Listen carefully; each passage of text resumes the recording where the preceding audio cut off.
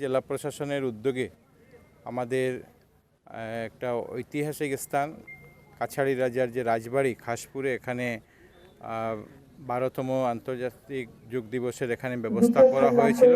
আমরা সবাই এখানে এই অনুষ্ঠানে উপস্থিত হয়েছিলাম। আমাদের এই এলাকার মাননীয় বিধায়ক শ্রী রাজদীপ গলা সহ অন্যান্য অনেক লোকরা, স্কুলের ছাত্রছাত্রীরা সবাই উপস্থিত হয়ে এখানে যোগ অভ্যাস করেছি। আর ভারতবর্ষের মাননীয় প্রধানমন্ত্রী শ্রী নরেন্দ্র মোদীজিকে আমরা ধন্যবাদ জানাই যে ওনার প্রচেষ্টায় আজকের দিনে শুধু ভারতবর্ষ নয়, ভারতবর্ষের এই ঐতিহ্যকে, যুগকে পৃথিবীর প্রায় প্রত্যেকটা দেশে এটাকে মেনে নিয়েছে এবং আজকের দিন 21 জুন প্রত্যেক বছর আন্তর্জাতিক যোগ দিবস হিসাবে পালন হয়ে থাকে। সমস্ত ভারতবর্ষে অনুষ্ঠান হয়েছে।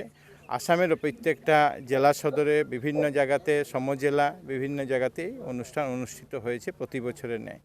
আজকের দিনে আসামের মাননীয় রাজ্যপাল শ্রী লক্ষ্মণ প্রসাদ আচার্যজি উনি দুটা কার্যক্রমের আনুষ্ঠানিকভাবে সূচনা করেছেন।